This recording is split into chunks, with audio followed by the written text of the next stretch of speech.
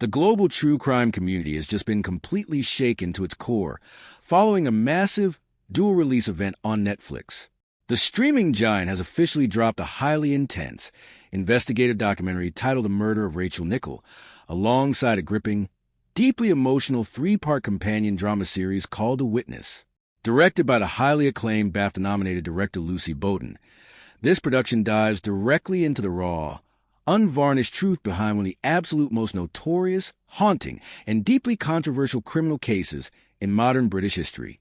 If you are a dedicated follower of investigative true crime, or if you're simply tracking the massive waves this story is making across social media platforms like TikTok and X, this dual Netflix release provides a devastatingly direct, first-hand look at a tragedy that fundamentally altered the landscape of public safety, criminal psychology, and media ethics. To fully understand why this specific story continues to hold such a dark, permanent grip on the public consciousness, you have to look directly at the horrifying details of the original incident that took place 34 years ago.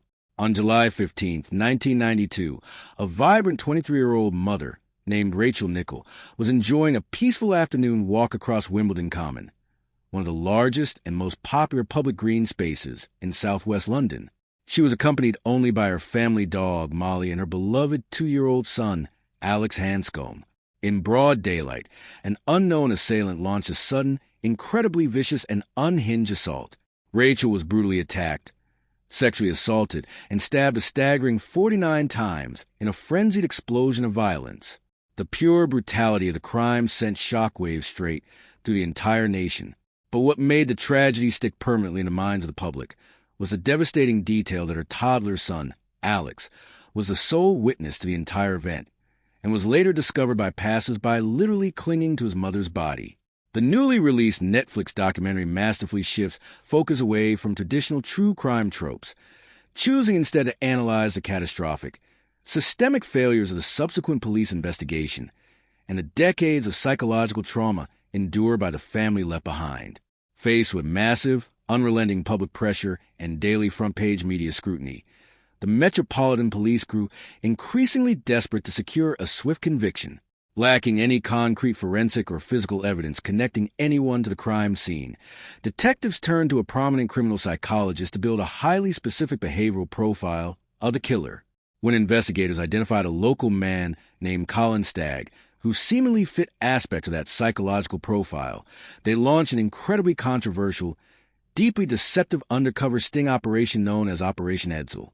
This operation, which has since been widely condemned as a manipulative corporate honeytrap, involved a female undercover police officer who actively manufactured a fake romantic relationship with Stagg.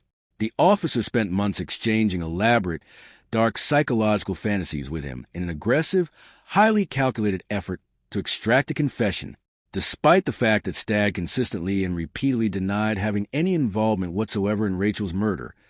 Police arrested him anyway. When the case finally reached a court trial in 1994, the presiding judge completely threw out the entrapment evidence, leading the prosecution to withdraw the case entirely. Colin Stagg was fully acquitted, but the damage was permanently done.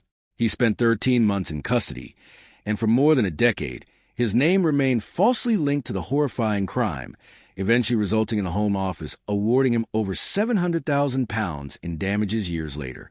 While the police spent years stubbornly chasing the completely wrong man, the real killer was left entirely free to walk the streets, leading to even more preventable tragedy. The Netflix documentary utilizes chilling expert commentary to show how advancements in forensic DNA technology finally blew the cold case wide open more than a decade later.